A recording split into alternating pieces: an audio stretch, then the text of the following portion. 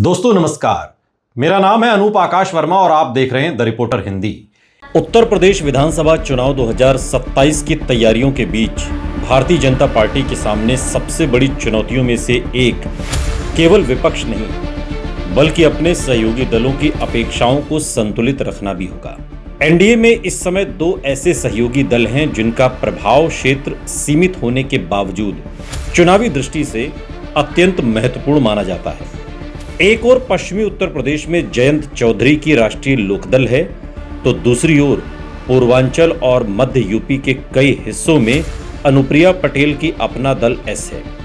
यदि जयंत चौधरी 2027 के चुनाव में अधिक सीटों की मांग करते हैं और बीजेपी उनके लिए सीटों का दायरा बढ़ाती है, तो राजनीतिक रूप से ये संदेश जाएगा कि मजबूत सामाजिक आधार रखने वाले सहयोगी दल अपनी हिस्सेदारी बढ़वा सकते हैं और ऐसी स्थिति में अनुप्रिया पटेल का अधिक सीटों की मांग करना पूरी तरह स्वाभाविक माना जाएगा। 2022 के उत्तर प्रदेश विधानसभा चुनाव में अपना दल एस बीजेपी गठबंधन का हिस्सा थी। उस चुनाव में पार्टी ने 17 सीटों पर उम्मीदवार उतारे थे और 12 सीटों पर जीत दर्ज की थी। ये प्रदर्शन किसी भी छोटे क्षेत्रीय दल के लिए काफी प्रभावशाली माना गया था। इसी प्रदर्शन के आधार पर अपना दल एस ने ये स्थापित किया कि कुर्मी और पटेल मतदाताओं के बीच उसका प्रभाव वास्तविक है और वो केवल प्रतीकात्मक सहयोगी नहीं है। दूसरी ओर राष्ट्रीय लोकदल ने 2022 का चुनाव समाजवादी पार्टी गठबंधन के साथ लड़ा था। आरएलडी ने लगभग 33 सीटों पर चुनाव लड़ा और 8 सीटों पर जीत दर्ज की। इसके अलावा कई सीटों पर उसने बीजेपी को कड़ी टक्कर दी थी। वर्तमान राजनीतिक परिस्थितियों में आरएलडी का विधानसभा में प्रतिनिधित्व और पश्चिमी यूपी में उसका जनाधार उसे बीजेपी के लिए महत्वपूर्ण सहयोगी बनाता है। राजनीतिक दृष्टि से देखें तो आरएलडी और अपना दल एस की ताकत अलग अलग क्षेत्रों में केंद्रित है। जयंत चौधरी का प्रभाव मुख्य रूप से पश्चिमी उत्तर प्रदेश के जाट बहुल इलाकों बागपत, शामली, मुजफ्फरनगर, मेरठ, हापुड़ और आसपास के जिलों में है। वहीं अनुप्रिया पटेल का प्रभाव पूर्वांचल और मध्य यूपी के उन क्षेत्रों में माना जाता है जहां कुर्मी पटेल मतदाता उल्लेखनीय संख्या में हैं। मिर्जापुर, सोनभद्र, प्रयागराज, कौशाम्बी, प्रतापगढ़, जौनपुर, वाराणसी के ग्रामीण क्षेत्र, भदोही, फतेहपुर और आसपास के कई जिलों में अपना दल एस का प्रभाव देखा जाता है। कुर्मी समुदाय उत्तर प्रदेश की सबसे प्रभावशाली ओबीसी जातियों में से एक माना जाता है और विभिन्न आकलनों के अनुसार राज्य की आबादी में इसकी हिस्सेदारी लगभग 6 से 8% के बीच मानी जाती है। कई जिलों में ये समुदाय निर्णायक भूमिका निभाता है। बीजेपी के लिए अनुप्रिया पटेल का महत्व केवल सीटों की संख्या तक सीमित नहीं है।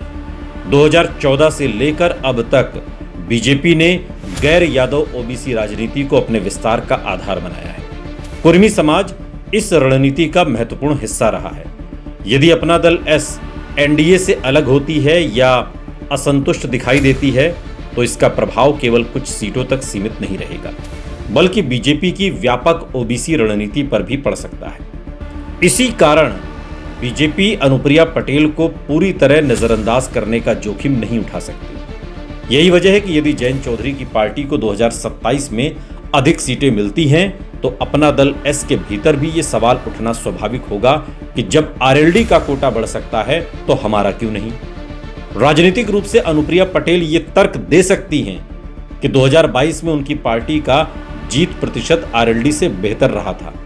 अपना दल एस ने 17 में से 12 सीटें जीती थी, जबकि आरएलडी ने 33 में से 8 सीटें जीती थी। और इस दृष्टि से देखा जाए तो अपना दल एस अपनी प्रभावशीलता का हवाला देकर सीटों की संख्या बढ़ाने की मांग कर सकती है। हालांकि बीजेपी की कठिनाई ये होगी कि विधानसभा की कुल 403 सीटों में से उसे स्वयं पर भी बड़ी संख्या में चुनाव लड़ना है। बीजेपी का लक्ष्य अपने संगठन और नेतृत्व के बल पर अधिकतम सीटें अपने पास रखना होगा और ऐसे में यदि आरएलडी 20 से 25 सीटों का दावा करती है और अपना दल एस 20 या उससे अधिक सीटों का दावा करती है, तो अन्य सहयोगी दल भी सक्रिय हो सकते हैं। इससे सीट बंटवारे का समीकरण जटिल हो सकता है। संभावित राजनीतिक परिदृश्य में बीजेपी शायद ऐसा संतुलन बनाने की कोशिश करेगी जिसमें आरएलडी को उसकी वर्तमान स्थिति से कुछ अधिक सीटें मिले, लेकिन बहुत अधिक नहीं। और इसी तरह अपना दल एस को भी उसके 2022 के कोटे से थोड़ा बड़ा हिस्सा दिया जा सकता है। राजनीतिक विश्लेषकों का अनुमान है कि यदि गठबंधन संरचना लगभग वर्तमान जैसी रहती है तो अपना दल एस को 18 से 22 सीटों के बीच का प्रस्ताव मिल सकता है। वहीं आरएलडी को 18 से 25 सीटों के बीच का दायरा मिल सकता है। अंतिम संख्या चुनावी परिस्थितियों, स्थानीय समीकरणों और सहयोगी दलों की मोलभाव क्षमता पर निर्भर करेगी। अनुप्रिया पटेल की ताकत का एक महत्वपूर्ण पहलू यह भी है कि वो केवल क्षेत्रीय नेता नहीं है, बल्कि केंद्र सरकार में मंत्री भी रही हैं, अब भी मंत्री हैं। इससे उनकी राजनीतिक हैसियत गठबंधन के भीतर बढ़ जाती है। दूसरी ओर जयंत चौधरी भी केंद्र सरकार का हिस्सा रहे हैं और चौधरी चरण सिंह की राजनीतिक विरासत के कारण उनकी प्रतीकात्मक शक्ति काफी अधिक है। इसलिए बीजेपी दोनों नेताओं के साथ संतुलन बनाए रखने की कोशिश करेगी। 2027 के चुनाव में बीजेपी की सबसे बड़ी रणनीतिक चिंता ये होगी कि विपक्ष, विशेष रूप से अखिलेश यादव की समाजवादी पार्टी पीडीए यानी पिछड़ा दलित अल्पसंख्यक फॉर्मूले के जरिए सामाजिक गठबंधन बनाने की कोशिश कर रही है। यदि एनडीए के भीतर सीट बंटवारे को लेकर असंतोष बढ़ता है तो विपक्ष इसे राजनीतिक अवसर के रूप में पेश कर सकता है। इसलिए बीजेपी की प्राथमिकता गठबंधन को एकजुट रखना होगी, भले ही इसके लिए कुछ अतिरिक्त सीटें छोड़नी पड़े। कुल मिलाकर यदि जयंत चौधरी सीटों की संख्या बढ़ाने की मांग करते हैं और बीजेपी उसमें आंशिक रियायत देती है तो अनुप्रिया पटेल के लिए भी अपनी हिस्सेदारी बढ़ाने का राजनीतिक आधार तैयार हो जाएगा। बीजेपी के लिए चुनौती यह होगी कि वो जाट और कुर्मी दोनों प्रभावशाली सामाजिक समूहों के प्रतिनिधियों को संतुष्ट रखे, बिना अपने संगठनात्मक हितों को अधिक नुकसान पहुंचाए। और इसी संतुलन की सफलता या विफलता 2027 के चुनाव में एनडीए की चुनावी ताकत को काफी हद तक प्रभावित कर सकती है। इसलिए सीट बंटवारे की ये बहस केवल सहयोगी दलों की मांग का सवाल नहीं है, बल्कि उत्तर प्रदेश में बीजेपी की व्यापक सामाजिक और राजनीतिक रणनीति की परीक्षा भी है।